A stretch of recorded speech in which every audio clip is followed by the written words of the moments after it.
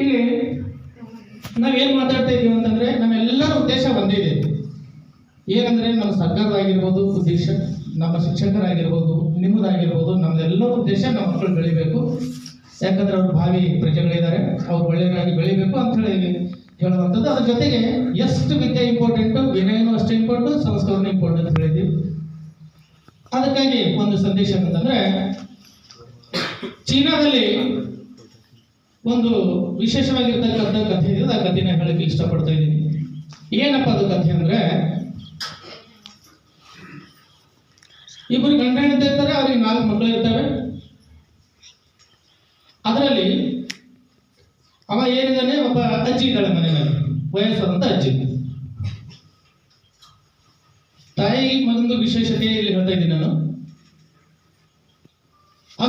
ಎಷ್ಟು ಬಡತನ ಇತ್ತು ಅವ್ರ ಬಳಿ ಅಂತಂದ್ರೆ ಬಹಳಷ್ಟು ಬಡತನ ಇತ್ತು. ಅವಾಗ ದಿನಾಲು ಗಂಡ ಅಂದ್ರೆ ಗಂಡ ಹೆಂಡತಿ ಏನಿದ್ದಾರೆ ಅಂದ್ರೆ ಏನು ಕೆಲಸ ಮಾಡ್ತಕ್ಕಂಥ ಒಬ್ಬನೇ ಅದರಲ್ಲಿ, ಯಾರು ಗಂಡ ದುಡಿತಾ ಇದ್ರು, ಕೂಲಿ ತರ್ತಾನೆ, ದಿನಾಲು ತಂದು ದಿನಾಲು ಅಡಿಗೆ ಮಾಡೋದು ಮಾಡೋದು ಅಷ್ಟೇ ಆಗಿತ್ತು. ಇಷ್ಟಾದ್ರೂ ಸಾಧ್ಯ ಇಲ್ಲ ಅವ್ರಿಗೆ. ಯಾಕೆ ಹೆಂಡತಿ ಹೇಳ್ತಾಳೆ ಗಂಡಿಗ, ನೋಡ್ರಿ ನೀವೇನ್ ತರ್ತಾ ಇದೀರಿ, ದುಡ್ಕೊಂಡೇನ್ ತರ್ತಾ ಇದೀರಿ, ನಮ್ಗೆ ಸಾಲ್ತಾ ಇಲ್ಲ, ಸಾಲಲಾಗ್ಯಾರದು. ನಿಮ್ಮ ಒಬ್ಬ ಇದ್ದಿಲ್ಲ ಅಂದ್ರೆ ನಮ್ಗೆಲ್ಲರಿಗೆ ಅಡ್ಜಸ್ಟ್ ಆಗ್ತಿತ್ತು, ಸಬ್ಸಿಡಿ ಆಗ್ತಿತ್ತು ಅಂತ ದಿನ ಗಂಡಿಗೆ ಹೇಳ್ತಾ ಇದ್ದಾಳೆ. ಆ ಅಜ್ಜಿ ಏನ್ ಮಾಡ್ತಾಳೆ, ಅತ್ತಿ ಅದು ಮಾತು ಕೇಳಿಸ್ಕೊತಾಳೆ. 8 ದಿನ ಹೀಗೆ ನಡೀತು. ಅಜ್ಜಿ ಏನ್ ಮಾಡ್ತಾಳೆ, ಒಂದು ಪ್ಲಾನ್ ಮಾಡ್ತಾಳೆ, ಏನಪ್ಪ ಮಾಡ್ಬೇಕು ಅಂತ. ಗಂಡ ಹೇಳ್ತಾರೆ, ಕೇಳ್ತಾನೆ ಹೆಂಡತಿಗೆ, ಏನ್ ಮಾಡ್ಬೇಕೀಗ ಅಂತಂದ್ರೆ, ಇಲ್ಲ ಇದ್ದಿಲ್ಲ ಅಂದ್ರೆ ನಮಗೆ ಮನೆಗೆ ಇದ್ದಿಲ್ಲ ಅಂದ್ರೆ ಎಲ್ಲರಿಗೆ ಹೊಟ್ಟೆ ತುಂಬದ ಅಂತ. ಅವಾಗ ಅಜ್ಜಿ ಕರೆದು ಹೇಳ್ತಾಳೆ 9ನೇ ದಿನಕ್ಕೆ, ಯಾರು ತಾಯಿ ಅದಕ್ಕೆ ಹೇಳ್ತಾಳೆ ಮಗನಿಗೆ, ನೋಡಪ್ಪ ನೀನು ಹೇಳ್ತಿರೋದೆಲ್ಲ ಕೇಳಿಸ್ಕೊಂಡಿದ್ದೀನಿ ನಾನು, ಆದ್ರೆ ನನಗೆ ಇರ್ಲಿಕ್ಕೆ ಇಷ್ಟ ಇಲ್ಲ, ನೀ ಏನ್ ಮಾಡು, ನಾಳೆ ನಾನು ಬೇರೆ ಕಡೆ ಹೋಗ್ತಾ ಇದ್ದೀನಿ, ನನಗೆ ಅಲ್ಲಿ ಬಿಡು ಅಂತ. ಸರಿ ಅಮ್ಮ ಅಂತ ಹೇಳ್ತಾನೆ ಮಗ. ಎಲ್ಲಿ ಬಿಡ್ಬೇಕು ಅಂತಂದ್ರೆ, ದೊಡ್ಡ ಅರಣ್ಯ ಇದೆ, ಕಾಡಿದೆ. ಆ ಜಂಗಲ ಕಡೆ ಬಂದೇನಂದ್ರೆ ಬುದ್ಧ ವಿಹಾರ ಇದೆ. ಆ ಬುದ್ಧ ವಿಹಾರದಲ್ಲಿ ಅನಾಥರಿಗೆ ಎಲ್ಲರೂ ಊಟ ವಸತಿ ಕೊಡ್ತಾರಲ್ಲಿ. ಅದು ಸಲ ನನಗೆ ಬಿಡುಪ್ಪ ಅಂತ ಹೇಳ್ತಾಳೆ, ನಾಳೆ ಬೈದು. ಸರಿ ಅಮ್ಮ ಅಂತ ಮಗ ಹೂ ಅಂತಾನ. ಹೂ ಅಂದಿಗೆ ಸರಿ ಏನ್ ಮಾಡ್ತಾರೆ, ತಾಯಿಗೆ ಮೇಲೆ ಗಳ್ಳಿ ಟೈಪ್ ಇರ್ತದಲ್ಲಿ ಮ್ಯಾಗ ಕೂಡ್ಸ್ಕೊಂಡು ಹಿಂಗೇ ಹೊರಟು ಬಿಟ್ಟ. ಯಾಕಂದ್ರೆ ಅವರಿಗೆ ಯಾವುದೇ ಇದರಲ್ಲಿ ಬರೋದು ರೊಕ್ಕನೇ ಇಲ್ಲ. ಒಂದು ಕಾಡು ಎಂಟ್ರಿ ಆಗ್ತಾರೆ, ಊರು ಬಿಟ್ಟು ಆ ಕಡೆ ದೂರ ಕಾಡು ಹಾಕಿ ಅಲ್ಲಿ ಬೌದ್ಧ ವಿಹಾರ ಇದೆ, ಅಲ್ಲಿ ಬಿಡ್ಬೇಕು ಅವ್ರಿಗೆ. ತಾಯಿಗೆ ಮ್ಯಾಗ ಕೂಡ್ಸ್ಕೊಂಡು ಹಂಗೆ ಬರ್ತಾ ಇದ್ದಾನೆ. ಅಕ್ಕಿ ಹ್ಯಾಂಗ್ ಬರ್ಲತ್ತನು ಬರ್ತಾ ಮ್ಯಾಗ ಇಟ್ಕೊಂಡು ತಲೆ ಮೇಲೆ ಇಟ್ಕೊಂಡು ಬರ್ಲತ್ತನ. ಅಕ್ಕಿ ತಾಯಿ ಏನ್ ಮಾಡ್ತಾಳೆ, ಅಂದ್ರೆ ಇಲ್ಲಿ ಇರ್ತಕ್ಕಂಥ ಎಲಿಗಳನ್ನ, ಅಲ್ಲಿ ಯಾವುದೇ ದಾರಿ ಇಲ್ಲ, ಹೋಲಿ ಸುಮ್ ಕಾಡಿದೆ, ಹಂಗೆ ಬರ್ತಾ ಇದ್ದಾರೆ. ತಾಯಿ ಏನ್ ಮಾಡ್ತಾ ಇದ್ದಾರೆ, ಗಿಡ ತಪ್ಪಲ್ ಕಟ್ ಮಾಡೋದು ಬಿಡ್ತಾ ಇದ್ದಾಳೆ. ಅದು ಮಗ ಅಬ್ಸರ್ವ್ ಮಾಡ್ತಾ ಇದ್ದಾನೆ ತಪ್ಪಲ್ ಕಡೆ ಎಲ್ಲ. ಲಾಸ್ಟಿಗೆ ಅದು ಬೌದ್ಧಿಹಾರ ಬಂದ್ಬಿಡ್ತು. ಈಗ ಏನ್ ತಾಯಿ ಬಿಡ್ಬೇಕು ಅನ್ನೋಷ್ಟಿಗೆ, ಆಯ್ತಪ್ಪ ನೀ ಸರಿಯಾಗಿ ಎಲ್ಲ ಮಾಡೋದು ಹಾಗೆ ಅಂತ ಹೇಳ್ತಾ ಇದ್ದಾರೆ.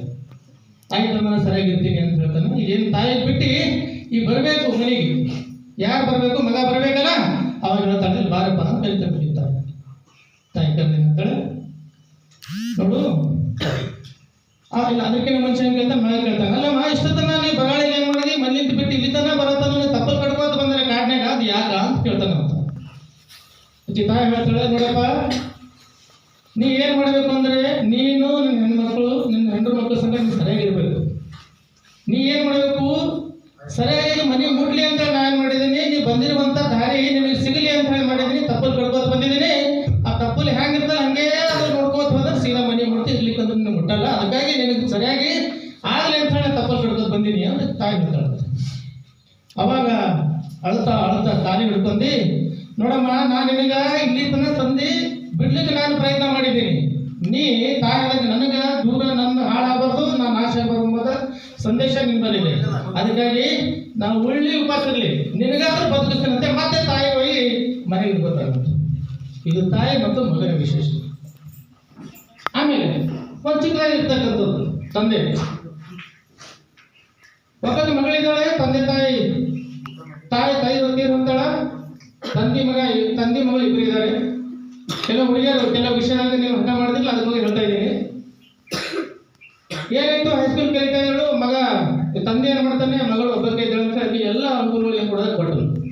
ಮಗಳಿಗೆ ಏನಾಯ್ತು ಅಂತಂದ್ರೆ ಈಗಿನ ಕಾಲದ ಮೊಬೈಲ್ ಜಮಾನ ಇದೆ. ಮೊಬೈಲ್ ಕೊಟ್ಟನು ಎಲ್ಲ ಹೇಳ್ದಷ್ಟು ಕೊಟ್ಟನು. ಯಾಕೆ ಜಿದ್ದು ಹಠ ಹಿಡಿದು ತೋತಿದ್ರು. ತಂದೆ ಹತ್ರ ಏನಿಲ್ಲ, ಒಂದು ಮನೆ ಇದೆ, ಒಂದಿಷ್ಟು ಬ್ಯಾಂಕ್ನಲ್ಲಿ ಬ್ಯಾಲೆನ್ಸ್ ಇದೆ. ಹೀಗೆ ಹೋಗ್ತಾ ಇರ್ಬೇಕಾದ್ರೆ ಒಂದಿನ ಏನಾಯ್ತು ಅಂದ್ರೆ PUC ಬಂದೊಳಗೆ ಮಗಳು. ಅವಾಗ ನನಗೇನು ಬೇಕಪ್ಪ ಅಂದ್ರೆ ಲ್ಯಾಪ್ಟಾಪ್ ಬೇಕು ಅಂತ.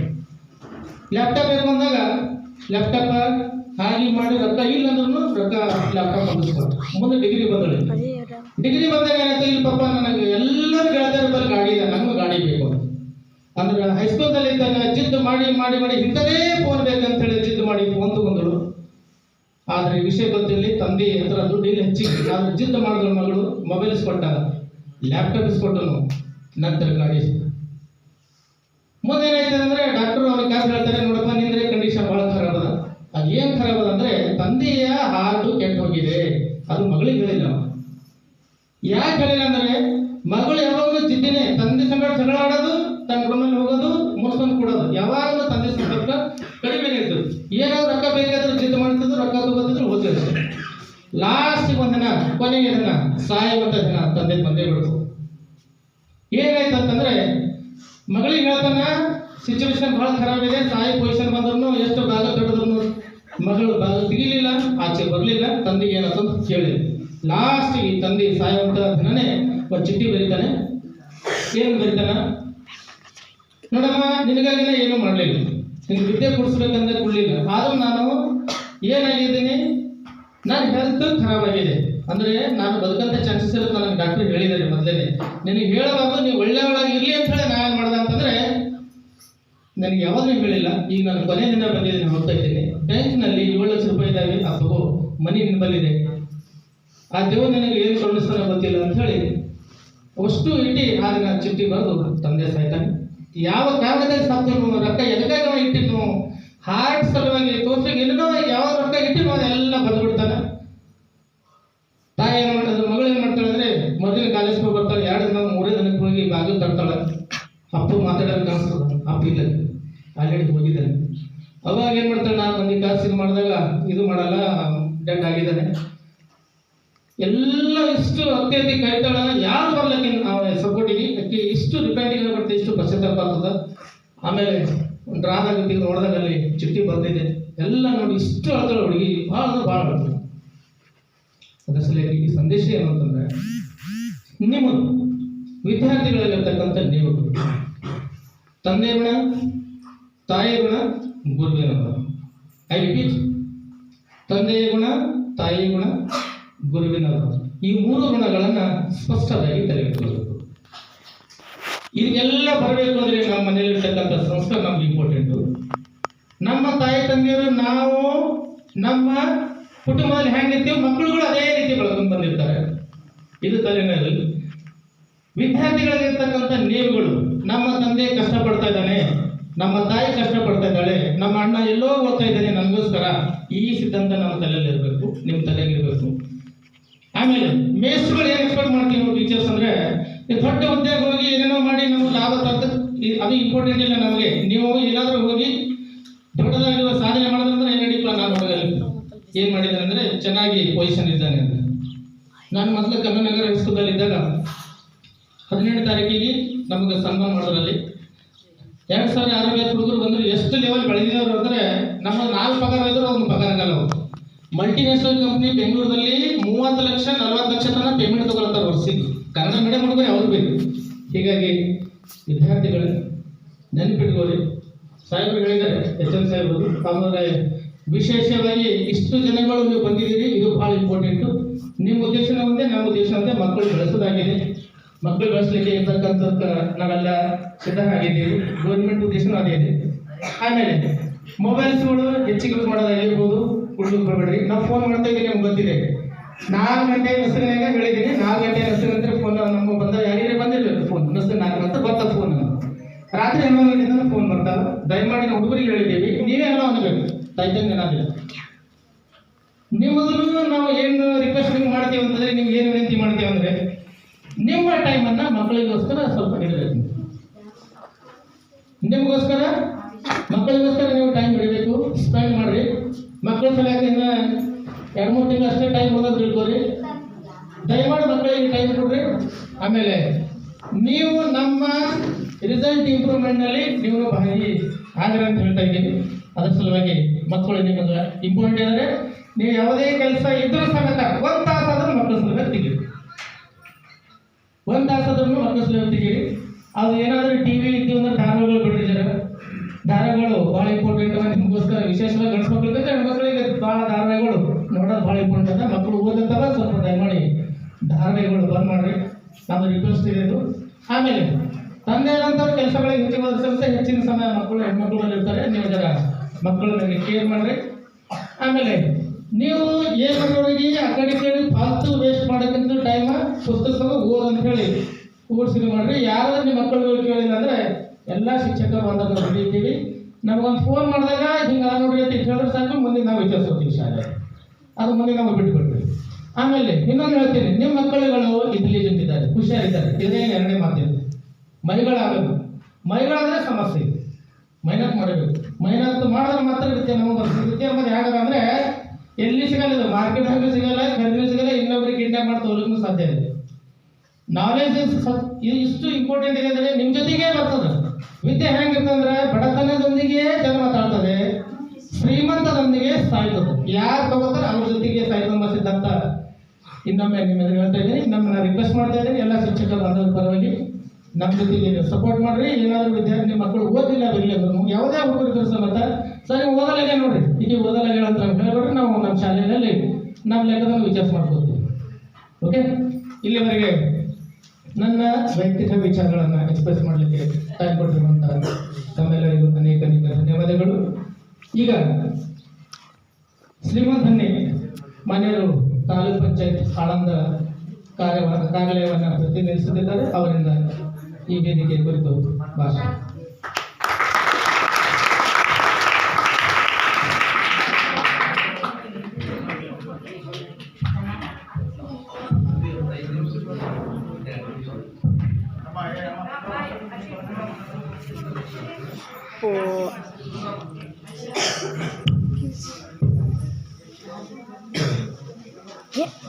ಇಬ್ಬರಿಗೆ ಕರ್ಕೊಂಡು ಆಚಾರ ಬಂದಿದ್ದಾರೆ.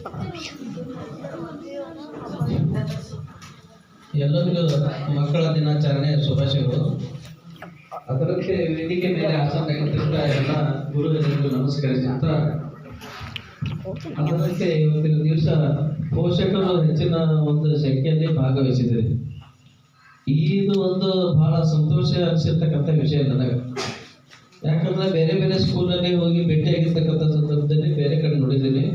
ಬಟ್ ಪೋಷಕರು ಬಹಳ ಕಡಿಮೆ ಪ್ರಮಾಣದಲ್ಲಿ ಬರ್ತಾರೆ. ಬಟ್ ನೀವು ಇಷ್ಟೊಂದೆಲ್ಲ ಪೋಷಕರು ಹಾಜರಾಗಿರೋದ್ರೆ ಅದು ಗುರುಗಳದ್ದು ಏನೋ ಒಂದು ಪರಿಣಾಮಕಾರಿ ಇದ್ದಿರಬೇಕು.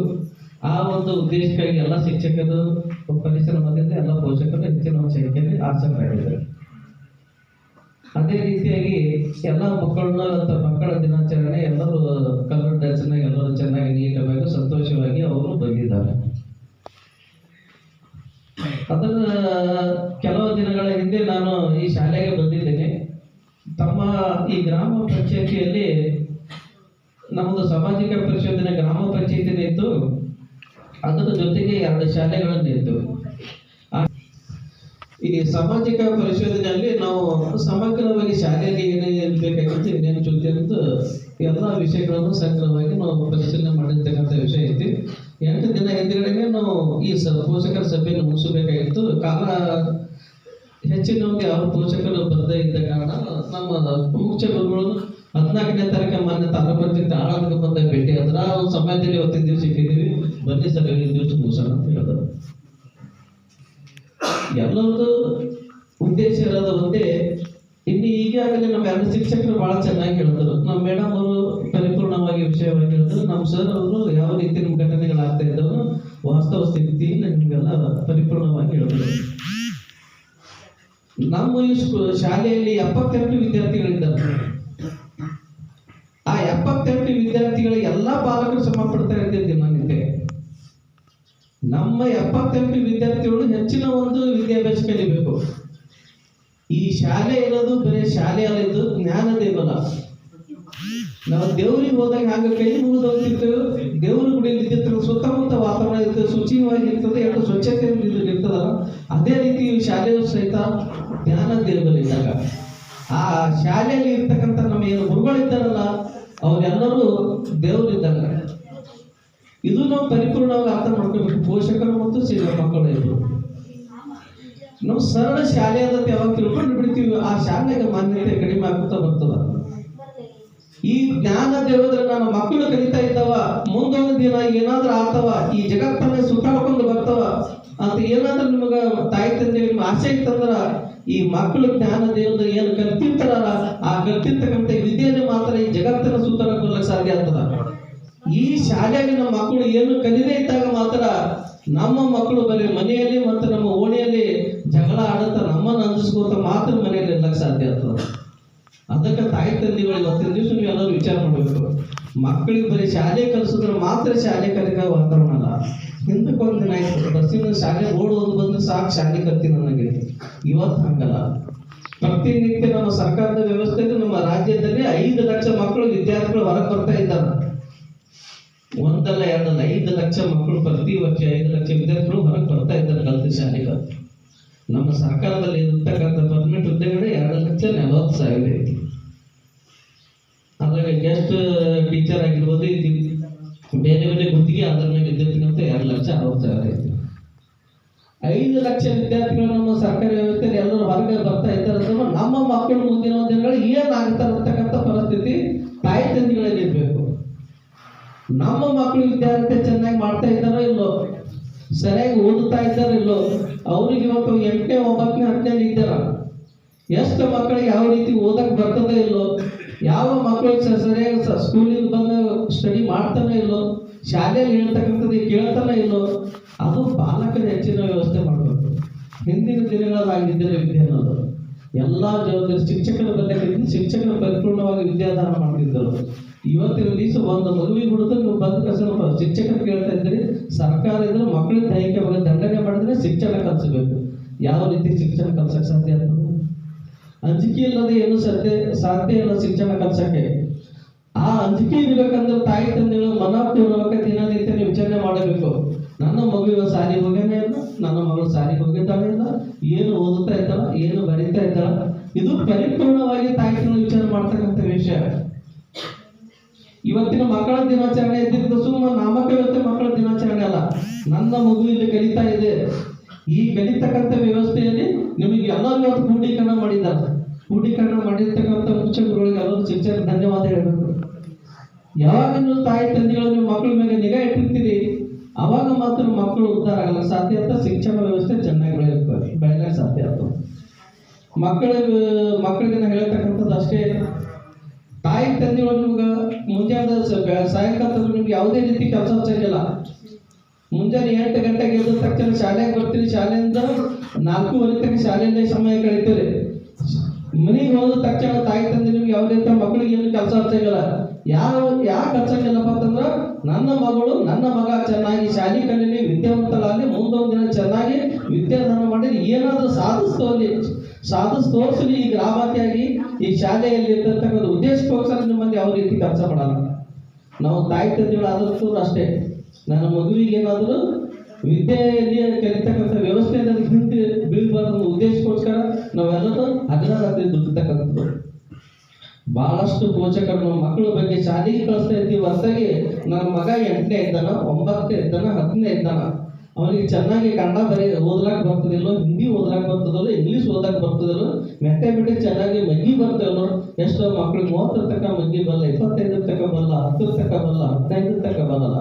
ಅಂದ್ರೆ ನಾವು ಯಾವ ರೀತಿ ತಾಯಿ ತಂದೆ ಶಾಲೆ ಕಲಿಸ್ತಾ ಇದ್ದೀವಿ, ನಾವು ಮಕ್ಕಳು ಆಗಿರ್ತಕ್ಕಂಥವ್ರು ಯಾವ ರೀತಿ ಶಾಲೆ ಕಲಿತಾ ಇದ್ದೀವಿ.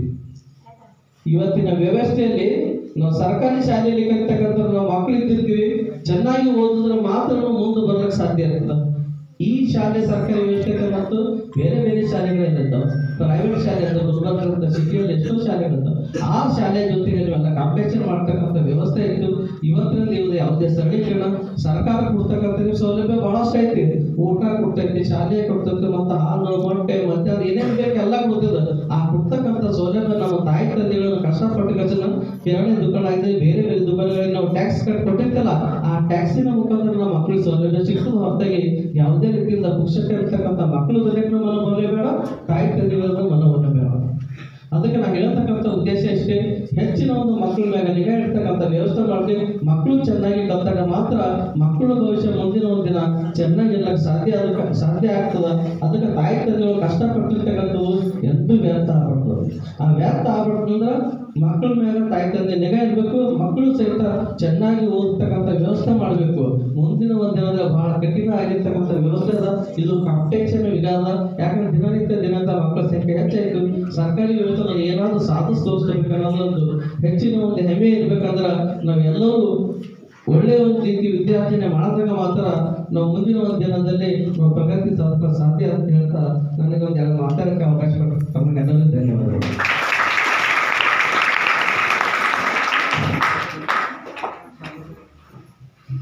ಇಲ್ಲಿವರೆಗೆ ಮಾನ್ಯ ಶ್ರೀಮಂತ್ ಸರ್ ಧನ್ಯವಾದ. ಬಹಳ ಉತ್ತಮವಾಗಿ ವಿದ್ಯಾರ್ಥಿಗಳಿಗೆ ಸಂದೇಶವನ್ನು ಕೊಟ್ಟಿದ್ದಾರೆ. ಸ್ವಲ್ಪ ಎರಡು ಪಾಯಿಂಟ್ ಆ್ಯಡ್ ಮಾಡ್ತೀನಿ ಅವರಿಗೆ.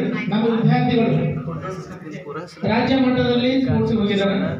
ಸ್ಪೋರ್ಟ್ಸ್ ಚೆನ್ನಾಗಿದೆ.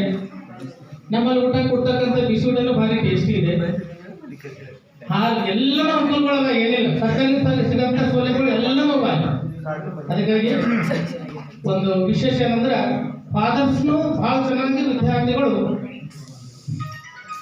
ಮಲ್ಲಿಕಾರ್ಜುನ ಶಿವಾನಂದ ಬೇರೆದವ್ರ ಮೌಢ್ಯದಲ್ಲಿ ಕೂತಿದ್ದಾನೆ. ಮೊನ್ನೆ ಇವ ರಾಜ್ಯ ಮಟ್ಟದಾಗ ಏನು ಮಾಡಿದ್ರೆ IT ಆಗಿದ್ದಾನೆ. ಇನ್ನು ಕೆಲವು ದಿನಗಳಲ್ಲಿ ರಾಜ್ಯ ಮಟ್ಟದಲ್ಲಿ ಅವ ನಮ್ಮ ಶಾಲೆ ಪ್ರತಿನಿಧಿಸುತ್ತಿದ್ದಾನೆ. ಹೀಗಾಗಿ ಸ್ಪೋರ್ಟ್ಸ್ ಅಷ್ಟೇ ಅಲ್ಲ, ವಿದ್ಯಾದಲ್ಲೂ ಸಹ ರಾಜ್ಯ ಮಟ್ಟದಲ್ಲಿ ಅವರು ಹೆಸರು ಮಾಡಲೆಂಬ ಉದ್ದೇಶ ನಮ್ಮದಾಗಿದೆ, ನಮ್ಮ ನಿರೀಕ್ಷೆ ಇದೆ. ಹೀಗಾಗಿ ಅದನ್ನು ನಿಲ್ಲಿಸಿಕೊಂಡು ಸಹ ನಾವು ಹೋಗ್ತಾ ಇದ್ದೀವಿ. ಇವತ್ತಿನ ಕಾರ್ಯಕ್ರಮದ ಕುರಿತು ವಾಣಿಶ್ರೀ ಮೇಡಮ್ ಅವರಿಂದ 4 ಮಾತುಗಳು.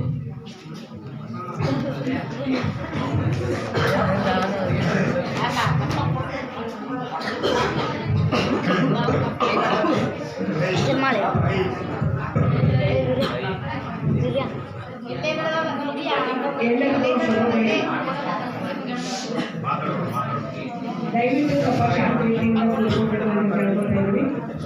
ವೇದಿಕೆಯಲ್ಲಿ ಆಸೀನರಾಗಿರ್ತಕ್ಕಂಥ ನಮ್ಮ ಶಾಲೆಯ ಮುಖ್ಯ ಗುರುಗಳು, SDLC ಅಧ್ಯಕ್ಷರಾಗಿರ್ತಕ್ಕಂಥ ಬಲದೇವ್ ದಂಗಿಯವರೇ ಮತ್ತು ಆಳಂದ ಪಂಚಾಯತಿಯ ಲೆಕ್ಕಾಧಿಕಾರಿಗಳಾಗಿರ್ತಕ್ಕಂಥ ಶ್ರೀಮಂತ್ ದಂಡಿ ಇವರಿಗೆ ವಂದನೆಗಳನ್ನು ಸಲ್ಲಿಸುತ್ತಾ, ನಮ್ಮ ಪ್ರೀತಿಯ ವಿದ್ಯಾರ್ಥಿಗಳಿಗೂ ಮತ್ತು ನಮ್ಮ ಶಾಲೆಯ ಸಹ ಶಿಕ್ಷಕರಿಗೂ ಕೂಡ ವಂದನೆಯನ್ನು ಸಲ್ಲಿಸುತ್ತಾ, ತಮ್ಮ ಎಲ್ಲರಿಗೂ ಕೂಡ ಪೋಷಕರಿಗೂ ಕೂಡ ವಂದನೆಯನ್ನು ಸಲ್ಲಿಸ್ತಾ ನನ್ನ ಈ ಕೆಲವು ಮಾತುಗಳನ್ನು ಹೇಳಬೇಕು ಅಂತ ಅನ್ನಿಸ್ತು. ಅದಕ್ಕಾಗಿ ನಾನು ಹೇಳೋದಕ್ಕೆ ಬಂದೆ.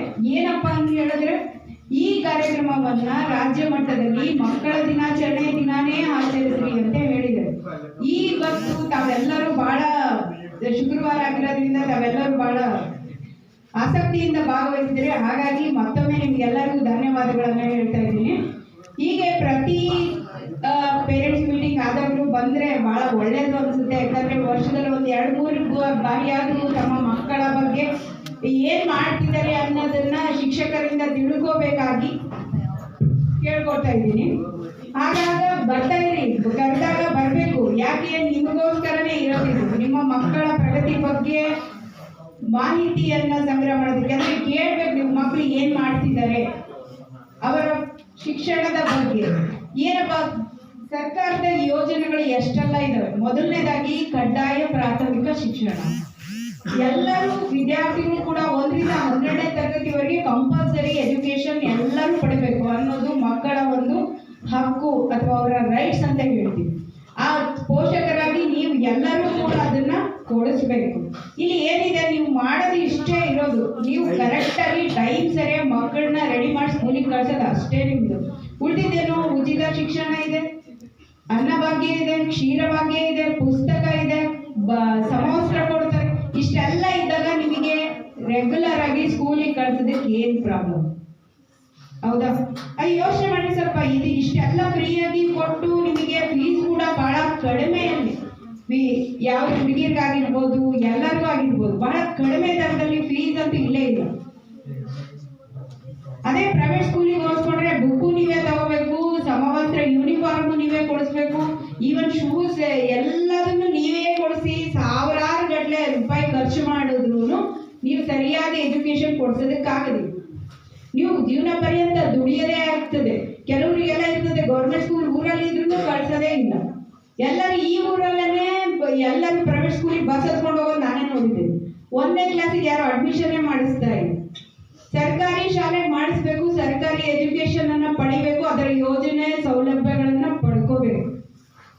ಇಷ್ಟೇ ಅಂದರೆ ಹೆಣ್ಮಕ್ಳಿಗೆ ಫ್ರೀ ಎಜುಕೇಶನ್ ಇದೆ. ಅವರು ಎಲ್ಲಿವರೆಗೂ ಓದ್ತಾರೋ ಅಲ್ಲಿವರೆಗೂ ಫ್ರೀ ಎಜುಕೇಶನ್ ಇದೆ. ಅವ್ರು ಕೆಲವರೆಲ್ಲ ಪಾಸ್ ಆಗ್ತಾರೆ, ನೀವೇನ್ ಮಾಡ್ತೀರಾ, ಕೆಲವ್ರನ್ನ ಕಾಲೇಜ್ಗೆ ಕಳ್ಸೋದಿಲ್ಲ. ಸಾಕಮ್ಮ ಓದೋದ್ ಬೇಡ ಅಂತ ಹೇಳ್ಬಿಡ್ತೀವಿ. ಅವರು ಕೂಡ ತಂದೆ ತಾಯಿಯಿಂದ ನಂಬಿಕೆಯನ್ನ ಉಳಿಸ್ಕೋಬೇಕು. ಆಮೇಲೆ ನೀವು ನಂಬಿಕೆಯಿಂದ ಕಳಿಸ್ಬೇಕು ಅವ್ರನ್ನ ಕಾಲೇಜ್ಗಳು. ಅದು ಯಾಕಂದ್ರೆ ಬಹಳ ಎಜುಕೇಶನ್ ಬಹಳ ಮುಖ್ಯ ಈಗಿನ ಕಾಲದಲ್ಲಿ. ಬರೇ ಜಾಬಿಗೋಸ್ಕರನೇ ಕೆಲಸಕ್ಕೋಸ್ಕರನೇ ಓದೋದಲ್ಲ, ಜ್ಞಾನಕ್ಕೋಸ್ಕರ ಓದ್ಬೇಕಾಗಿದೆ. ಒಂದು ಅವ್ರ ಮನೇಲಿ ಏನ್ ಮಾಡ್ತೀಯಪ್ಪ ಒಕ್ಕಲ್ತನ ಮಾಡು ಅಂತ ಹೇಳಿದ್ರೆ ಒಕ್ಕಲ್ತನ ಮಾಡೋದಲ್ಲ. ಒಕ್ಕಲ್ತನ ಮಾಡೋದಕ್ಕೂ ನಾಲೆಡ್ಜ್ ಇರಬೇಕು, ಅಷ್ಟಕ್ಕಾದ್ರೂ ಓದಲೇಬೇಕು. ಇಲ್ಲೇ ಬರ್ತಾರೆ ಕೆಲವೊಂದು SLC ಪಾಸ್ ಆದಂತ ವಿದ್ಯಾರ್ಥಿಗಳು ಬಂದು ಪಾಪ ಇಲ್ಲೇ ಅಳ್ತಾರೆ. ನಾನು ಎಷ್ಟೋ ಹುಡುಗಿಯರು ನೋಡಿದ್ದೀನಿ. ಅವರೆಲ್ಲ ಇನ್ನ 18 ವರ್ಷನೇ ಆಗಿರೋದಿಲ್ಲ, ನೀವೆಲ್ಲ ಚೈಲ್ಡ್ ಮ್ಯಾರೇಜ್ ಬಾಲ್ಯ ವಿವಾಹ ಮಾಡಿ ಕಳಿಸ್ಬಿಡ್ತೀರಿ, ಜವಾಬ್ದಾರಿ ತಪ್ಪಿದ್ರೆ ಸಾಕು ಅಂತೀರಿ. ಅವ್ರಿಗೆ ಕಷ್ಟ ಆದ್ರೆ ನೋಡೋದು ನೀವೇನು. ಅವ್ರು ಯಾರೋ ಒಬ್ರನ್ನ ನೀವು ಗಂಟು ಹಾಕಿ ಕಳಿಸ್ಬಿಡ್ತೀರಿ. ಏನು PUCನೂ ಓದಿಸೋದಿಲ್ಲ, ಎಷ್ಟೋ ಹುಡುಗಿಯರಿಗೆಲ್ಲ ಮದುವೆ ಮಾಡಿ ಕಳಿಸ್ಬಿಡ್ತೀರಿ. ಅವ್ರಿಗೆ ಎಜುಕೇಶನ್ ಪಡ್ಬೇಕು. ಅವ್ರು ಎಂತ ಸಿಗ್ತಾರೋ ಗೊತ್ತಿಲ್ಲ. ಅವ್ರಿಗೆ ಒಂದ್ ಸ್ವಲ್ಪ ಎಜುಕೇಶನ್ ಇದ್ರು ಬೇರೆಯವ್ರಿಗೆ ಪಾಠ ಮಾಡಾದ್ರೂ ಅವ್ರು ಜೀವನ ಮಾಡ್ತಾರೆ. ನೀವೇ ಅವ್ರ ಕಷ್ಟ ಸುಖವನ್ನ ನೀವೇ ನೋಡ್ಬೇಕು. ಹಾಗಾಗಿ ಹೆಣ್ಣು ಮಕ್ಕಳಾಗ್ಲಿ ಗಂಡು ಮಕ್ಕಳಾಗ್ಲಿ ಅವರಿಗೆ ಶಿಕ್ಷಣ ಬಹಳ ಮುಖ್ಯ. ಇಲ್ಲಿ ಫ್ರೀ ಎಜುಕೇಶನ್ ಅನ್ನ ಕೊಡ್ತಿದ್ದಾರೆ, ಎಲ್ಲರೂ ಫ್ರೀ ಎಜುಕೇಶನ್ ಇಲ್ಲಿ ಗೌರ್ಮೆಂಟ್ ಅಲ್ಲಿ. ಅದನ್ನ ಕೊಡಕ್ಕೇನು, ಅದನ್ನ ತಗೊಳಕ್ಕೇನಾಗಿದೆ, ಒಂದು ಕೆಲಸ ಮಾಡೋದೇ ಆಗಿರ್ಬೋದು, ಏನೇ ಆಗಿರ್ಬೋದು. ಈಗ ನೆಕ್ಸ್ಟ್ ವಿದ್ಯಾರ್ಥಿ ವೇತನ ಸ್ಕಾಲರ್ಶಿಪ್ ಪ್ರತಿ ವರ್ಷ ಸೀದಾ ನಿಮ್ಮ ಅಕೌಂಟಿಗೆ ಬರೋ ಹಾಗೆ ಮಾಡ್ತಾರೆ. ಬೇರೆ ಯಾರು ಯೂಸೇ ಮಾಡ್ಕೊಳ್ಳೋದಿಲ್ಲ. ಆ ರೀತಿ ಸ್ಕಾಲರ್ಶಿಪ್ ಅನುಕೂಲಗಳಿದಾವೆ. ಈಗೇನ್ ನಾವು ಓದ್ಬೇಕಾದ್ರೆ ಬರೀ ₹100 ಸ್ಕಾಲರ್ಶಿಪ್ ಈಗ 10,000 ಬರ್ತಾ ಇದೆ. 85-90% ಬಂದ್ರೆ 10,000 ಸ್ಕಾಲರ್ಶಿಪ್ ಬರ್ತಿದೆ ಪರಿಶಿಷ್ಟ ಜಾತಿ ಪರಿಶಿಷ್ಟ ಪಂಗಡಗಳಿಗೆ. ಮತ್ತೆ ಬೇರೆ ವಿದ್ಯಾರ್ಥಿಗಳಿಗೂ ಬರ್ತಾ ಇದೆ. ಅವ್ರ PUC ಎಜುಕೇಶನ್ ಫೀಸ್ ಖರ್ಚು ವೆಚ್ಚ ಎಲ್ಲ ಬಂದು. ಯಾಕೆ ಯೋಚನೆ ಮಾಡ್ತೀರಾ? 10ನೇ ಕ್ಲಾಸ್ ಮುಗಿದ ತಕ್ಷಣ ಕೆಲವೊಬ್ಬರು ಯೋಚನೆ, ಅಲ್ಲಿ ಯಾರೋ ಏನೋ ಚುಡಾಯಿದ್ದ ಅವನೇನೋ ಮಾಡ್ದ ಅನ್ನೋದು ಸ್ಕೂಲ್ ಬಿಡಿಸ್ಬಿಡೋದು. ಈಗ 10ನೇ ಕ್ಲಾಸ್ ಮೊನ್ನೆ ನಮ್ಮ 10ನೇ ಕ್ಲಾಸ್ ಒಬ್ಬ ವಿದ್ಯಾರ್ಥಿ ಪ್ರೇಮ್ ದಿಗಂಬರ್, ಅವನು ಓದ್ತಾನೆ. ಒಂದ್ ಸ್ವಲ್ಪ ಓದಿದ್ರೆ 10ನೇ ಕ್ಲಾಸ್ ಪಾಸ್ ಆಗೋಂತ ಅವಕಾಶನೂ ಇದೆ. ಆದ್ರೆ ಅವ್ರ ಪೇರೆಂಟ್ಸ್ ಯಾರಾದ್ರೂ ಬಂದಿದ್ದೀರಾ? ಬಂದಿಲ್ಲ ನೋಡಿ, ಹೇಳಿ ಕಳ್ಸಿದ್ವಿ 10 ಸರಿ ಫೋನ್ ಮಾಡಿದ್ವಿ, ಬಂದಿಲ್ಲ. ಯಾರು? ಪ್ರೇಮ್ ದಿಗಂಬರ್, ಪ್ರೇಮ್ ಕುಮಾರ್. ಅವಳಿಗೊಂದೇನು ಮನೇಲಿ ಕಷ್ಟ ಅಂತೇಳಿ ಆಟೋ ಓಡ್ಸಕ್ ಕಳಿಸ್ತಿದ್ದಾರೆ. ಒಂದ್ 10 ಸರಿ ಫೋನ್ ಮಾಡಿದ್ವಿ. 2-3 ತಿಂಗಳಾದ್ರೆ 10ನೇ ಕ್ಲಾಸ್ ಮುಗಿದೋಗುತ್ತೆ. ಅವನು ಅಟ್ಲೀಸ್ಟ್ ಏನಕ್ಕೆ ಅಂತ ಹೇಳಿದ್ರೆ ಡ್ರೈವಿಂಗ್ ಲೈಸೆನ್ಸ್ ಗಾದ್ರೂ 10ನೇ ಕ್ಲಾಸ್ ಪಾಸ್ ಆಗಲೇಬೇಕು, ತಿಳ್ಕೊಳ್ರಿ. ಈಗ ಮಾರ್ಕ್ಸ್ ಪರ್ಸೆಂಟೇಜ್ ಅನ್ನ ಕಡಿಮೆ ಮಾಡಿದ್ರೆ, ಅಂಕಗಳನ್ನ ಕಡಿಮೆ ಮಾಡಿದ್ದಾರೆ ಪಾಸ್ ಆಗೋದಕ್ಕೆ. ಗೊತ್ತಾಯ್ತಾ? ಪಾಸ್ ಆಗೋದಕ್ಕೆ ಕಡಿಮೆ ಅಂಕ ಮಾಡಿದ್ದಾರೆ. ಆದ್ರೆ ನಾವು ಕೊಡ್ತಕ್ಕಂಥ ಅಂಕಗಳು ನೀವು ಪಾಸ್ ಆದಾಗ ಮಾತ್ರ ಅವ್ರಿಗೆ ಬರ್ತದೆ. ಅವನೇನ್ ಹೇಳ್ತಾನೆ, ಕಳ್ಸಿದ್ರೆ ನಾನು ಪ್ರೈವೇಟ್ ಅಲ್ಲಿ ಕಟ್ತೀನಿ, ಅವ್ನು ಕಟ್ಟೋದಕ್ಕೂ 18 ವರ್ಷ ಆಗಿರ್ಬೇಕು. ಈಗ ನೆಕ್ಸ್ಟ್ ಇಯರ್ ಮುಂದಿನ ವರ್ಷನೇ ಅವನಿಗೆ ಕಟ್ಟಕ್ ಬರೋದಿಲ್ಲ. ನಾನು ಹೇಳೋದು ಅರ್ಥ ಆಗ್ತಿದೆ ಅನ್ಕೊಂತಿದೀನಿ, ಹೌದಾ? ಈ ರೀತಿ ಮಾಡಬೇಡ್ರಿ, ದಯವಿಟ್ಟು ಯಾರು ಮಾಡಬೇಡ್ರಿ. ನಿಮ್ಮ ಮಕ್ಕಳನ್ನ ರೆಗ್ಯುಲರ್ ಆಗಿ ಸ್ಕೂಲ್ಗಳಿಗೆ ಕಳಿಸ್ರಿ. ನೀವು ಏನು ಓದೋ ವಯಸ್ಸಲ್ಲಿ ಓದ್ತಾರೆ. ಇನ್ನು ಎಷ್ಟು ವರ್ಷ ಓದ್ತಾರೆ ಅವರು? 15 ವರ್ಷ ಇಲ್ಲಿ ಓದಿದ್ಮೇಲೆ ಕಾಲೇಜಲ್ಲಿ ಹೋಗ್ತಾರೆ. ನೀವು ಇಲ್ಲೇ ಹೈಸ್ಕೂಲಲ್ಲೇ ಕಟ್ ಮಾಡ್ಬಿಡ್ತೀರ. ಅದನ್ನು ಓದೋದು, ಕೆಲ್ಸಕ್ಕೆ ಕರ್ಕೊಂಡು ಹೋಗೋದು, ಎಲ್ಲ ಮದುವೆಗೆ ಹೋದ್ರೆ 8 ದಿನ ಕರ್ಕೊಂಡು ಹೋಗೋದು, 15 ದಿವಸ ಕರ್ಕೊಂಡು ಹೋಗೋದು, ಆ ಕಡೆಗೆ ಹೋಗ್ಬಿಡ್ತೀರ. ಅವ್ರು 10ನೇ ಕ್ಲಾಸ್ ಎಷ್ಟು ಸ್ಟ್ರಿಕ್ಟ್ ಮಾಡಿದಾರೆ ಅಂದ್ರೆ, ವೆಬ್ ಕಾಸ್ಟಿಂಗ್ ಅಂದ್ರೆ ಅವ್ರು ಬರೀತಾ ಇದ್ದಾನೆ ಬೆಂಗಳೂರಲ್ಲಿ ಕುತ್ಕೊಂಡು ನೋಡ್ತಾರೆ ಎಕ್ಸಾಮ್ನ. ಯಾವ್ದು ಕಾಪಿ ಇಲ್ಲ. ಈಗ 3 ವರ್ಷದಿಂದ ಯಾವುದೇ ರೀತಿಯ ಕಾಪಿ ನಡೀತಾ ಇಲ್ಲ. ಹಾಗಾಗಿ ನಾವೇನ್ ಮಾಡ್ತಿದ್ವಿ, ಈಗ ಸ್ಪೆಷಲ್ ಕ್ಲಾಸ್ ನಡೆಸ್ತಾ ಇದೀವಿ. ಎಲ್ಲರಿಗೂ ಸರಿಯಾಗಿ ಓದ್ರಪ್ಪ ಅಂತ ಹೇಳ್ತಾ ಇದೀವಿ. ಕೆಲವೊಬ್ರು ಮಾತು ಕೇಳಲಿಲ್ಲ ಅಂತ ಹೇಳೋದನ್ನ ಅವ್ರ ವಿದ್ಯಾರ್ಥಿಗಳಿಗೆ, ಪೋಷಕರಿಗೆ ಕಳಿಸ್ತಾ ಇದೀವಿ. ನಿಮಗೆ ಏನು ಪ್ರಾಬ್ಲಮ್ ಇದೆ ಹೇಳ್ರಿ ಅಂತ ಹೇಳ್ತೀವಿ. ಇದನ್ನ ಕಲಿಸಿರೋದೇ ಆ ವಿದ್ಯಾರ್ಥಿಗಳ ಪ್ರಗತಿಯ ಬಗ್ಗೆ ಕೇಳೋದಕ್ಕೆ. ನೀವು ಕೂಡ ನಮ್ಮ ಮಗ ಹೆಂಗ್ ಓದ್ತಾನೆ, ಏನ್ ಮಾಡ್ತಾನೆ ಅನ್ನೋದನ್ನ ತಿಳ್ಕೋಬೇಕು. ಮಗಳು ಹೆಂಗ್ ಓದ್ತಾಳೋ ಇಲ್ಲ ಅನ್ನೋದನ್ನ, ಅವರ ಸಮಸ್ಯೆ ಏನಿದೆ ಅನ್ನೋದನ್ನ ನೀವು ನಮ್ಮಲ್ಲಿ ಕುತ್ಕೊಂಡು ಹೇಳ್ಬೇಕು. ಬಂದಾಗ ಕೇಳ್ಬೇಕು. ನಾವೇನು ಇಲ್ಲಿ ನಿಮ್ಮ ಕಲಿಸಿರೋದು ನಾವು ಮಾತಾಡ್ತೀವಿ, ನಾವು ಭಾಷಣ ಮಾಡ್ತೀವಿ, ಕೇಳ್ರಿ ಅಂತ ಅಲ್ಲ. ಇವತ್ತಿನ ದಿನ ನಿಮ್ಮ ಮಕ್ಕಳ ಪ್ರಗತಿಯ ಬಗ್ಗೆ ತಿಳ್ಕೋಬೇಕಾಗಿದೆ. ಇಷ್ಟೆಲ್ಲ ಅನುಕೂಲಗಳು ಇರಬೇಕಾದ್ರೆ ನೀವ್ಯಾಕೆ ಆ ಯೋಜನೆಗಳನ್ನ ಉಪಯೋಗ ಮಾಡ್ಕೋಬಾರ್ದು? ಆ ಯೋಜನೆಗಳನ್ನ ಉಪಯೋಗ ಮಾಡಿಕೊಂಡು ನಮ್ಮ ಭವಿಷ್ಯವನ್ನ, ನಮ್ಮ ಮಕ್ಕಳ ಭವಿಷ್ಯವನ್ನ ನೀವೆಲ್ಲರೂ ಸೇರಿ ನಿರ್ಮಾಣ ಮಾಡ್ಬೇಕಾದ್ರೆ. ಇನ್ನೊಂದೇನು ಅಂತ ಹೇಳಿದ್ರೆ, ಪೋಕ್ಸೋ ಅಂತ ಹೇಳಿದ್ರೆ 18 ವರ್ಷದ ಮಕ್ಕಳ ಮೇಲೆ ದೌರ್ಜನ್ಯ ಮಾಡಿದ್ರೆ ಅದನ್ನ ಪೋಕ್ಸೋ ಅಂತ ಹೇಳಿ ಕರೀತಾರೆ. ಅದರಲ್ಲೂ ಕೂಡ ಶಿಕ್ಷೆಗೆ ಅರ್ಹರಾಗ್ತಾರವರು ಸಣ್ಣ ಮಕ್ಕಳಿಗೆ. ಆಮೇಲೆ ಬಾಲಕಾರ್ಮಿಕ ಪದ್ಧತಿ ಅಂತಾನು ಕರೀತಾರೆ. ಚಿಕ್ಕ ಮಕ್ಕಳನ್ನ ಅಂದ್ರೆ 18 ವರ್ಷದ ಒಳಗಿರೋನ್ನ ಕೆಲ್ಸಕ್ಕೆ ಇಡಂಗಿಲ್ಲ, ಇಟ್ಕೊಳಗೂ ಇಲ್ಲ. ನೋಡಿ, ಇಷ್ಟು ಎಲ್ಲ ಈ ಕಾರ್ಯಕ್ರಮದ ಉದ್ದೇಶ ಈ ಮಕ್ಕಳ ಬಗ್ಗೆ ಈ ಕುರಿತಂತೆ ಎಲ್ಲರೂ ತಿಳ್ಕೋಬೇಕು, ತಿಳಿಸ್ಬೇಕು, ಸರ್ಕಾರದ ಯೋಜನೆಗಳನ್ನ ತಿಳಿಸ್ಬೇಕು ಅಂತ ಹೇಳಿನೇ ಈ ಕಾರ್ಯಕ್ರಮ ಮಾಡಿರೋದು. ರಾಜ್ಯ ಮಟ್ಟದಲ್ಲಿ ಮಾಡ್ತಾ ಇದ್ದೀವಿ. ಸರ್ಕಾರಿ ಅನುದಾನಿತ ಶಾಲೆಗಳಲ್ಲಿ 1 ರಿಂದ 12ನೇ ತರಗತಿವರೆಗೂ ಸಹ ಈ ಕಾರ್ಯಕ್ರಮಗಳನ್ನ ನಡೆಸ್ಕೊಡ್ತಾ ಇದ್ದೀವಿ. ನೋಡಿ, ಯೋಚನೆ ಮಾಡಿ, ಸುಮ್ಮನೆ ಬೇಗನೆ ನಿಮ್ಮ ಶಾಲೆಗಳನ್ನ ಬಿಡಿಸೋದು ಮಾಡಬೇಡ್ರಿ. ದಯವಿಟ್ಟು ಅವರಿಗೆ ಒಳ್ಳೆ ಶಿಕ್ಷಣ ಕೊಡ್ರಿ, ಶಿಕ್ಷಣದ ಯೋಜನೆಗಳನ್ನ ತಿಳ್ಕೊಡ್ರಿ.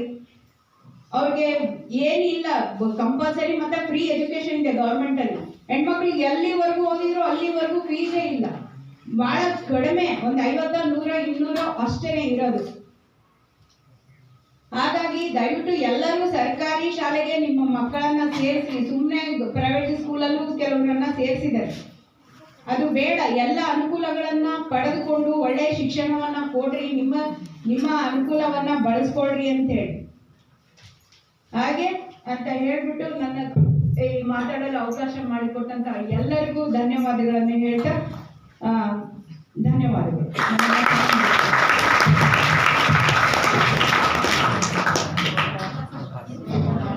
ಮೇಡಮ್ ಅವರಿಗೆ ಧನ್ಯವಾದಗಳು.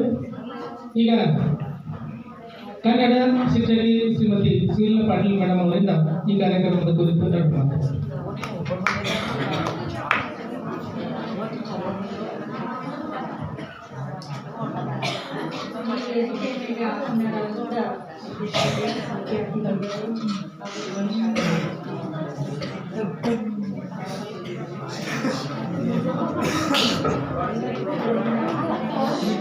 ಹಾಗೆ ಇವತ್ತಿನ ನನ್ನ ಹುಟ್ಟು ಮಕ್ಕಳಿಗೆ ಹುಟ್ಟುಹಬ್ಬದ ಶುಭಾಶಯಗಳು.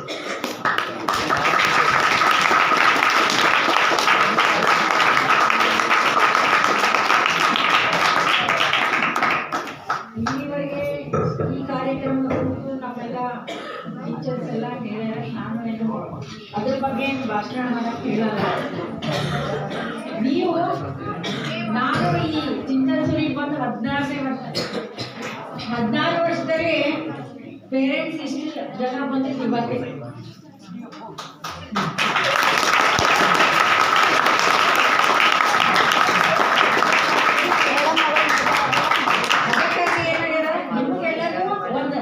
ಧನ್ಯವಾದ ಹೇಳಬೇಕಂತ ನಾನು ಹೇಳಿದ್ವಿ. ಬಹಳ ಖುಷಿ ಆಯ್ತು. ಹೀಗೆ ಪ್ರತಿ ಸಭೆಗೆ ಬರ್ತಾ ಇದ್ರಿ ನೋಡ್ರಿ. ಅವಾಗ ನಾವು ಕಲಿಯೋ ಮುಂದ ಏನಾಗಿತ್ತು ಅಂತ, ನಾವು ಸ್ಕೂಲ್ ಆಯ್ತು, ಮನೆ ಆಯ್ತು, ಸೀದಾ ಹೋಗ್ಬಿಡ್ತೀವಿ. ಆದ್ರೆ ಈಗ ಏನಾಗ್ಯದ, ಡಿಜಿಟಲ್ ಮಾಧ್ಯಮ ಅದ. ಯಾವ ಮಕ್ಕಳು ಯಾವ ಟೈಪ್ ಸಿಗ್ತಾರೋ ಗೊತ್ತಿಲ್ಲ, ಯಾವ ವಿಷಯ ಸಿಗ್ತಾರೋ ಗೊತ್ತಿಲ್ಲ. ಅದಕ್ಕೆ ಅವರು ಬಲಿಯಾಗ್ತಾರೆ ಅಷ್ಟೇ. ನಿಮ್ಮ ಮನೆಯಿಂದ ಸೀದಾ ಬರ್ತಾರೆ, ಮಾಡ್ತಾರೆ ಅಂತಿಲ್ಲ. ಈಗೇನದ ಬಹಳ ಮಾಹಿತಿಗಳು ಆದಷ್ಟು ಬೇಗ ಮಕ್ಕಳಿಗೆ ಕೆಟ್ಟ ಮಾಹಿತಿಗಳು, ಯಾವ್ಯಾವ ಮಾಹಿತಿಗಳು ತರ್ತಾವ್ರಿ. ನೀವು ತಂದೆ ತಾಯಿ ಹೇಳ್ತಾರಂತಲ್ಲ, ಅದು ಏನಾಗಿದೆ ಬಹಳ ಫಾಸ್ಟ್ ಆಗಿ ಅವ್ರಿಗೆ ಮುಟ್ಟಾಗಿ ಅವ್ರಿಗೆ ಏನ್ ಮಾಡ್ತಾರೆ, ಕುತೂಹಲ ಅವ್ರಿಗೂ. ಇದೇನ್ ಮಾಡಿದ್ರೆ ಏನಾಗ್ತದ, ಅದು ಮಾಡಿದ್ರೆ ಏನಾಗ್ತದೆ ನೋಡೋಣ ಅಂತೇಳಿ ಕಾದು ತಗ್ತಾ ಇದ್ದಾರೆ. ಅದಕ್ಕಾಗಿ ಈಗೇನಾಗಿದೆ, ನಮ್ಮ ಮಕ್ಕಳ ಮೇಲೆ ನಾವು ನಿಗಾ ಇಡ್ಬೇಕಾಗ್ತದೆ. ನಮ್ದು ಸಣ್ಣ ಮಗು, 2 ವರ್ಷದ ಮಗು ಸಹಿತ ಮೊಬೈಲ್ ತಗೊಂಡು ಕೂತು ಮನ್ಯಾಗ ನಮ್ಮ ಮೊಮ್ಮಗಳು ಅದು ಏನ ನೋಡ್ತೀವಲ್ಲ, ನಾವು ನೋಡಬೇಕಲ್ಲ ಏನ್ ಮಾಡುತ್ತೆ ಏನಿಲ್ಲ ಅಂತ. ಹೌದಿಲ್ಲ? ಅದಕ್ಕಾಗಿ ನೀವು ಸ್ವಲ್ಪ ಮಕ್ಕಳ ಮೇಲೆ ನಿಗಾ ಇಡ್ರಿ ಅಂತ ನೋಡ್ರಿ. ಶಿಕ್ಷಣ ಏನದ, ನಮ್ಮ ಜನ್ಮ ಸಿದ್ಧ ಹಕ್ಕು ಅದ. ಶಿಕ್ಷಣ ಎಲ್ಲರಿಗೂ ಪಡಿಲೇಬೇಕು. ಶಿಕ್ಷಣ ಏನ, ನೀವೆಲ್ಲ ಏನ್ ಮಾಡ್ತೀರಿ, ಶಿಕ್ಷಣ ಸಿಕ್ಕರೆ ಯಾರಿಗೆ ನೌಕರಿ ಸಿಗ್ತದೆ ಅಂತ ಕೇಳ್ತಾರೆ. ಬರೀ ಅದೊಂದು ಅಸಂಖ್ಯ ಶಿಕ್ಷಣ ಕಲಿತು ಏನ್ ಮಾಡ್ಬೇಕು ಅಂತ. ಅದಕ್ಕಲ್ಲ, ನಮ್ಮ ಒಂದು ನಾಲೆಜ್, ಜ್ಞಾನಕ್ಕೆ, ಜೀವನ ನಡೆಸಲಿಕ್ಕೆ ಏನ್ ಬೇಕು, ನಾವು ಅರಿವು ಬೇಕಿಲ್ಲ. ಅರಿವಿದ್ರೆ ನಾವು ಮುಂದೆ ಹೋಗ್ಬೇಕಾಗ್ತದೆ. ಇನ್ನು ಮುಂದಕ್ಕೆ ಹೆಜ್ಜೆ ಇಡಬೇಕಾದ್ರೆ ಏನ್ ಮಾಡಬೇಕು ಏನಿಲ್ಲ ಅಂತ ಗೊತ್ತಾಗ್ತದೆ. ಅದು ಏನು ಸಿಗ್ತದ, ಶಿಕ್ಷಣ ಸಿಗ್ತದೆ. ಆ ಶಿಕ್ಷಣ ಏನದ ಸ್ವಲ್ಪ ಆದ್ರೂ ಪರಿಶ್ರಮ ಬೇಕೇ ಬೇಕು. ಶಿಕ್ಷಣ ಏನು ಹಂಗೆ ಬಂದ್ಬಿಡಲ್ಲ. ಈಗ ಅಣ್ಣ ತಮ್ಮ ಇರ್ತಾರೆ, ಯಾರೋ ಒಬ್ಬರು ಡಿಗ್ರಿ ತಗೊಂಡಿರ್ತಾರೆ, ನಮಗೆ ಅರ್ಧ ಡಿಗ್ರಿ ಕೊಡಪ್ಪ ಅಂತ ಕೊಡ್ಲಿಕ್ಕೆ ಆಗ್ತದೆ. ಇದು ಅವನೇ ಸ್ವಂತ ಗಳಿಸ್ಬೇಕು. ಅದನ್ನ ಯಾರು ಕಳ್ತನ ಮಾಡೋದಿಲ್ಲ, ಯಾರಿಗೆ ಕೊಡೋದಿಲ್ಲ, ತಗೊಳ್ಳೋದಿಲ್ಲ. ಶಿಕ್ಷಣದ ಮಹತ್ವ ಬಹಳದ. ಆಮೇಲೆ ಈಗಿನ ಜಗತ್ತು ಬಹಳ ಫಾಸ್ಟ್ ಆಗಿ ಮುಂದೆ ಹೋಗ್ತಾ ಇದೆ. ಪ್ರತಿಯೊಂದು ಇದಕ್ಕೂ 10th ಬಹಳ ಇಂಪಾರ್ಟೆಂಟ್. ಇದು ಮೊದಲ ಮೆಟ್ಲು. ಮಕ್ಕಳು ಮುಂದೆ ಹೋಗ್ಬೇಕಾದ್ರೆ ಇದು ಮೊದಲ ಮೆಟ್ಲು ಇದ್ದಾನೆ. ಆ ಮೆಟ್ಲು ಏನಾಗ್ಬೇಕು, ನಮಗ ಹೋಗ್ಲೇಬೇಕು ಅಂತ, ಅದನ್ನ ಏರ್ಲೇಬೇಕು ಎಲ್ಲರೂ. ಆಮೇಲೆ ಮಕ್ಕಳು ಏನ್ ಮಾಡ್ತಾ ಇದ್ದಾರೆ, ಶಿಕ್ಷಣ ಅಂದ್ರೆ ಬಹಳ ಒಂಥರ ಆಸಕ್ತಿನೇ ಇಲ್ಲ ಅವ್ರಿಗೆ ಕಲಿಬೇಕನ್ನ. ಅದೊಂದು ಮೊದಲು ಮೇನ್ ಬರ್ಬೇಕು. ಚಿಂತನ ಮಕ್ಕಳು ಹೇಗಾರ ಮುಗ್ಧರ ಶಾಣೆಯರ ಎಲ್ಲದ್ರಲ್ಲೂ ಬಹಳ ಹುಷಾರ. ಅದಕ್ಕೆ ನಾ ಕಲಿಬೇಕು ಅನ್ನೋದು ಸ್ವಲ್ಪ ಕಡಿಮೆ ಅದ. ನಾ ಕಲಿಬೇಕು, ಯಾಕೆ ಕಲಿಬೇಕು ಅನ್ನೋದು ಅದು ಬಹಳ ಇಂಪಾರ್ಟೆಂಟ್ ಅದ. ಇದು ಇಲ್ಲಿವರೆಗೆ ಏನಿದ್ರಿ, ನಮ್ಮ ಮಕ್ಕಳೇ ನಮ್ಮ ಮನೆಗಿನ ಹೆಚ್ಚಿಗೆ ನಿಮಗೆ ಕಾಳಜಿ ಮಾಡ್ತೀವಿ, ನೋಡ್ಕೋತೀವಿ, ಬಹಳ ಬೈದಿರ್ತೀವಿ, ಹೊಡೆದಿರ್ತೀವಿ, ಏನೋ ಅಂತೀವಿ. ಯಾಕಂತೀವಿ, ನಿಮ್ಗೆ ಒಳ್ಳೇದಕ್ಕೆ. ಇವತ್ತಿನವರೆಗೆ ನಮ್ಮ ಮಕ್ಕಳಂತೆ ನಾವು ತಿಳ್ಕೊತೀವಿ. ನಾಳೆ ಕಾಲೇಜ್ಗೆ ಹೋದಾಗ ಯಾರು ಕೇಳಲ್ಲ ನಿಮ್ಗೆ. PUC ಅವಾಗ ಏನ್ ಮಾಡ್ತಾರೆ, ಯಾವ ಶಾಲೆಗೆ ಬಂದೀವಿ, ಅಲ್ಲಿ ಯಾರು ಕಳ್ಸಾರ ನಿಮ್ಗ ಊಟ, ಮತ್ತೆ ನಮಗೆ ಬೈತಾರ. ಅವ್ರು ನಿಮಗಲ್ಲ, ನಮಗೆ ಮೊದಲು ಬೈದ್ಮ್ಯಾಗ ಅಪ್ಪ ಅಮ್ಮಕ್ಕೆ ಬೈತಾರ. ಅದಕ್ಕ ನೀವು ತಂದೆ ತಾಯಿ ಯಾವ್ದಾದ್ರು ಮಾಡೋದೇನದ, ಎಲ್ಲ ಸವಲತ್ತದ. ಈಗಿನ ಕಾಲದಾಗ ಊರಾಗೆ ಶಾಲೆ ಅದ, ನಿಮ್ಗ ಎಲ್ಲಿ ನಡ್ಕೊಂಡು ಹೋಗೋದಿಲ್ಲ. ಅವ್ರಿಗೆ ಎಲ್ಲಾ ವ್ಯವಸ್ಥೆ ಅದ, ನಿಮಗ ದೇವ್ರ ಎಲ್ಲಾ ಕೊಟ್ಟದ. ಅದಕ್ಕಾಗಿ ನೀವು ಏನ್ ಮಾಡಿ, ಮಕ್ಕಳನ್ನ ಸ್ವಲ್ಪ ನಿಗಾ ಇಡ್ರಿ. ನಮಗ ಓದ್ತಾನೆ ಇಲ್ಲ, ಶಾಲೆಗೆ ಬರೀತಾನೆ ಇಲ್ಲ, ಓದ್ತಾನೆ ಇಲ್ಲ. ಈಗ ಎಷ್ಟೇ ಎಕ್ಸಾಮ್ ತಗೊಂಡ್ವಿ, ಕೆಲವೊಂದು ಮಕ್ಕಳು ಡಿಜಿಟಲ್ ಅಂದ್ರೆ 1, 2, 4, 3 ಮಾರ್ಕ್ಸ್ ತಗೋತಾ ಇದ್ದಾರೆ. ಏನ್ ಮಾಡ್ಬೇಕು ಅವ್ರಿಗೆ? ಎಷ್ಟು ಪ್ರಯತ್ನ ಮಾಡ್ತೀನಿ ಅಂತಂದ್ರು ಸಹಿತ ಅವರು ಮೊದಲು ಕೇಳಿಸ್ಕೊಳಕ್ ಮೊದಲು ತಯಾರಿರ್ಬೇಕಲ್ಲ. ನಮ್ಮ ಪ್ರಯತ್ನದ ಜೊತೆಗೆ ನೀವು ಸ್ವಲ್ಪ ಕೈ ಜೋಡಿಸಿದ್ರೆ ಮಕ್ಕಳ ಭವಿಷ್ಯ ಉಜ್ವಲ ಆಗ್ಬೋದು ಅಂಥೇಳಿ ಮಾಪುರ್ ತಾಯಿ ಆಶೀರ್ವಾದ ಎಲ್ಲರ ಮ್ಯಾಗಿರ್ಲಿ. ಈ ಸರಿ ನಮಗೆ 100% ರಿಸಲ್ಟ್ ಬರ್ಬೇಕು ನಮ್ಮ ಶಾಲೆಗೆ ಅಂತ ನಮಗೊಂದು ಆಶಯ ಅದ. ಆ ನಿಟ್ಟಿನಲ್ಲಿ ನೀವು ಸ್ವಲ್ಪ ನಮ್ಗೆ ಕೈ ಜೋಡಿಸಿದ್ರೆ ಆಗ್ತದ ಅಂತ. ನೀವು ಮಕ್ಕಳ ಬಗ್ಗೆ ನಿಗಾ ಇಡ್ಲಿಲ್ಲ, ನಿಮ್ ಕೆಲ್ಸನೂ ಇರ್ತದ. ಜೀವನ ಪ್ರಪಂಚದೊಳಗೆ ಎಲ್ಲರಿಗೂ ಎಲ್ಲಾ ಕೆಲಸ ಇರ್ತಾವ. ಈಗೇನೋ ಎಲ್ಲರ ಮನೆಗೆ ನೋಡಿ 10-20 ಮಂದಿ ಮಕ್ಕಳದಾರ, ಯಾರ ಮನೆಗೂ ಇಲ್ಲ. ಹಂಗೆ ಆಗಿನ ಕಾಲದ ನಮ್ಮ ಮನೆಗೆ 10 ಮಂದಿ ಇದ್ದೀರ ಇವಾಗ ಇಲ್ಲ. ಇರೋರೇ ಒಂದು 3-4 ಜನ, ಜಾಸ್ತಿ ಅಂದ್ರೆ 4-4 ಮಂದಿ ಇರ್ಬೋದು. ಈ ಒಂದು ಇದಕ್ಕೆ ಸ್ವಲ್ಪ ಮಕ್ಕಳ ಕಡೆ ನಿಗಾ ವಹಿಸ್ರಿ. ಏನ್ ಮಾಡ್ತಾರೆ, ಹೋಗ್ಯಾರಿಲ್ಲ ಅಂತ ನಾವ್ ಯಾವಾಗಾದ್ರೂ ಕರೆದಾಗ ಭೇಟಿ ಆಗ್ರಿ. ಹಂಗೇನಾರ ಸಮಸ್ಯೆ ಅನ್ನಿಸ್ತಂದ್ರೆ ಫೋನ್ ಮಾಡ್ರಿ. ಎಲ್ಲರಿಗೂ ನಾವು ಸಿದ್ಧರಿದ್ವಿ ಅಂತ ಹೇಳ್ತಾ ನಾನು 2 ಮಾತನ್ನು ಮುಗಿಸ್ತೀನಿ.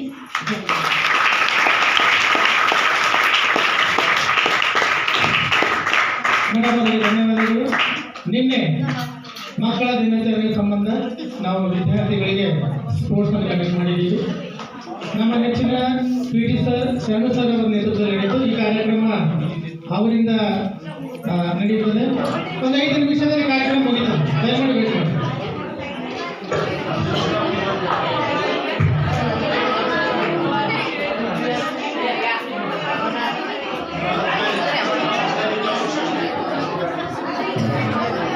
ಎಲ್ಲರಿಗೂ ಹೆಚ್ಚಿಗೆ ಸಮಯ ತೆಗೆದುಕೊಂಡಿಲ್ಲ.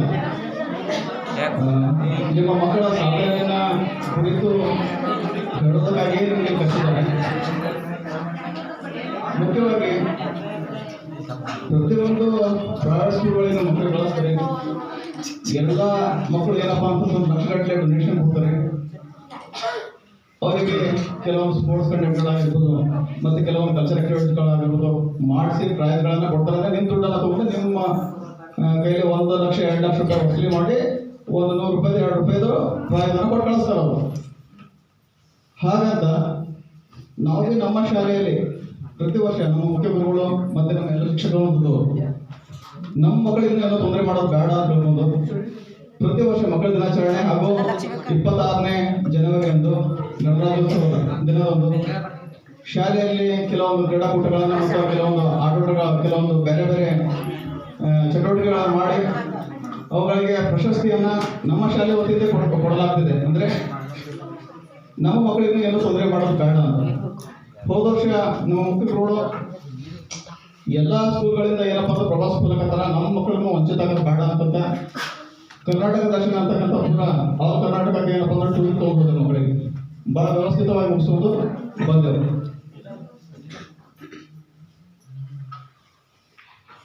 ಸಮಯ ಭಾಳ ಆಗಿದೆ.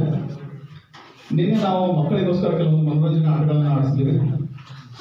ಮಕ್ಕಳು ಪ್ರಶಸ್ತಿಯನ್ನು ಯಾರು ಪಡೆದಿದ್ದಾರೆ ಅವರ ಹೆಸರನ್ನು ಕೂಡಲಾಗ್ತದೆ ಬಂದು ತಗೊಂಡ್ಬರ್ಬೇಕು. ಹೌದು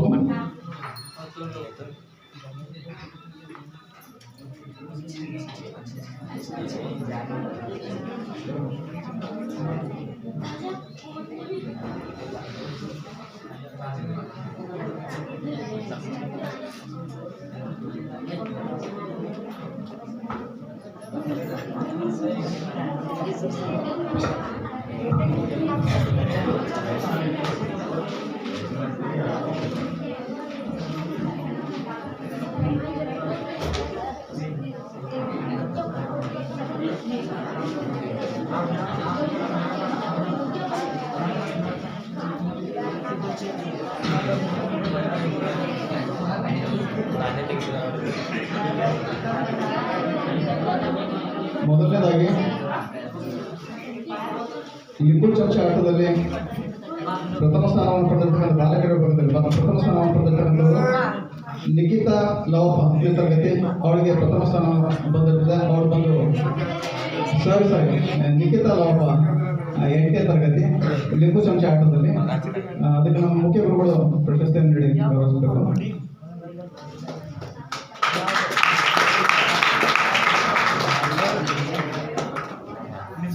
ಅಂಬಿಕಾ ಷಣ್ಬಸಪ್ಪ ಮುಖ್ಯಸ್ಥ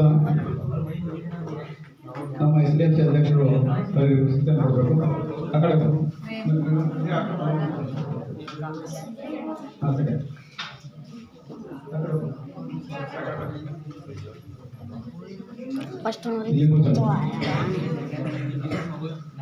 ಅದೇ ರೀತಿಯಾಗಿ ಬಾಲಕರ ವಿಭಾಗದಲ್ಲಿ ಲಿಂಬು ಚಮಚ ಆಟದಲ್ಲಿ ಉತ್ತಮ ಸಾಯಿಬಣ್ಣ ಪ್ರಥಮ ಸ್ಥಾನ, ರಾಜೇಶ್ ತುಕಾರಾಮ್ ದ್ವಿತೀಯ ಸ್ಥಾನ. ಇವರಿಗೆ ನಮ್ಮ ತಾಲೂಕ್ ಪಂಚಾಯತಿಯ ಲೆಕ್ಕಪತ್ರ ಸದಸ್ಯರು ಕ್ಲಾಪ್ ಹಾಕ್ರೆ ಎಲ್ಲರೂ.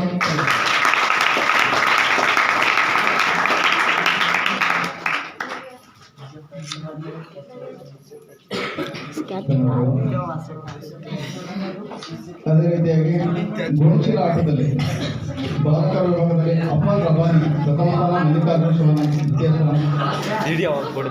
ಇವರಿಗೆ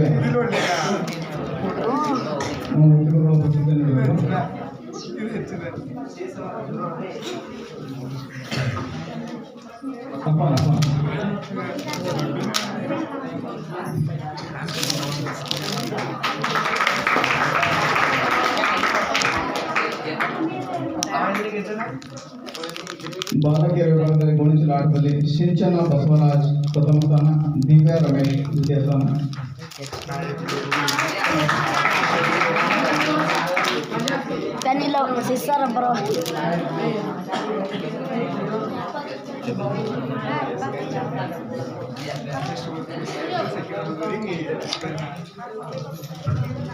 ಅದೇ ರೀತಿಯಾಗಿ ಬುದ್ಧಿಶಕ್ತಿ ಆಟದಲ್ಲಿ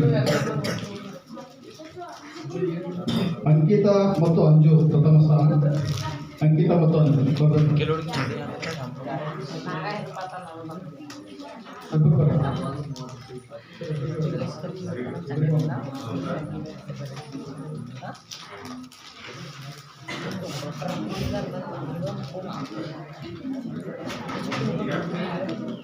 ರಕ್ಷಿತಾ ಶಿಲ್ಪ ದ್ವಿತೀಯ ಸ್ಥಾನ. ರಕ್ಷಿತಾ ಶಿಲ್ಪ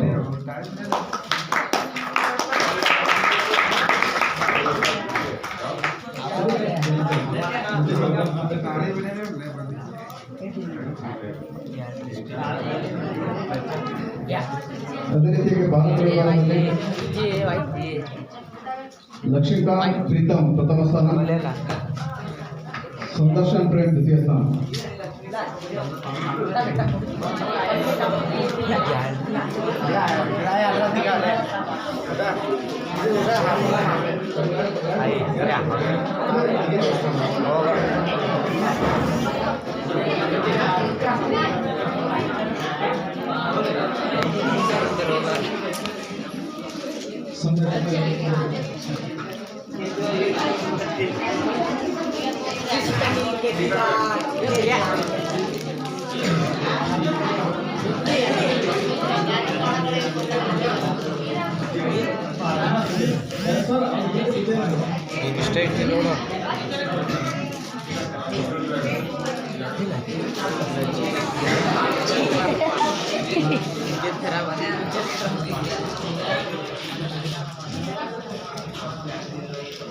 ಅದೇ ರೀತಿಯಾಗಿ ಸ್ಕಿಪ್ಪಿಂಗ್ ಹಗ್ಗದಾಟದಲ್ಲಿ ಶಾಹಿನ್ 8ನೇ ತರಗತಿ ಪ್ರಥಮ ಸ್ಥಾನ, ಶಿಕ್ಷಣ ದ್ವಿತೀಯ ಸ್ಥಾನ. ಬಂದಿಲ್ಲ? ಹಾಂ, ತಗೊಂಡು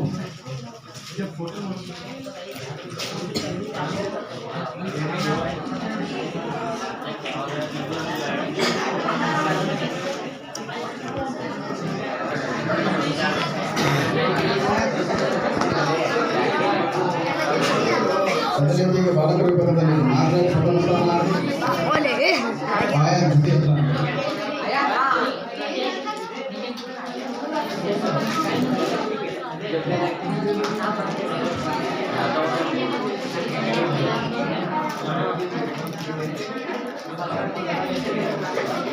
ಅದೇ ರೀತಿಯಾಗಿ ಟಗಪ್ಪ ಹಗ್ಗ ಜಗ್ಗಾಟದಲ್ಲಿ ಪ್ರಥಮ ಸ್ಥಾನ, ಬಾಲಕರ ವಿಭಾಗದಲ್ಲಿ ಲಕ್ಷ್ಮೀಕಾಂತ್ and team ಬರಬೇಕು. ಲಕ್ಷ್ಮೀಕಾಂತ್ and team 5 ಜನ ಬರಬೇಕು. 5 ಮಂದಿ ಬರಬೇಕು. ಜೊತೆಗೆ ನಮ್ಮ SDLC ಅಧ್ಯಕ್ಷರು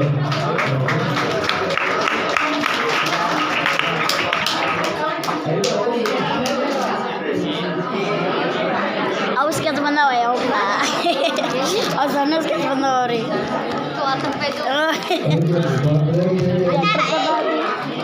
ಬಾಲಕಿಯರ ವಿಭಾಗದಲ್ಲಿ ಪ್ರಿಯಾ ಇಲ್ಲಿವರೆಗೆ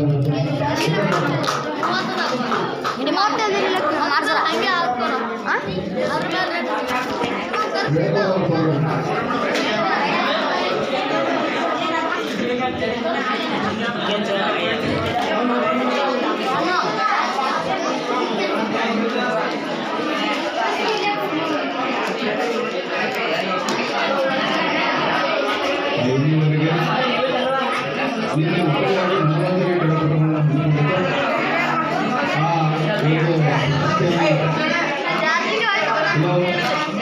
ಹಲೋ ನೋಡಿ ಬಿಡ್ರ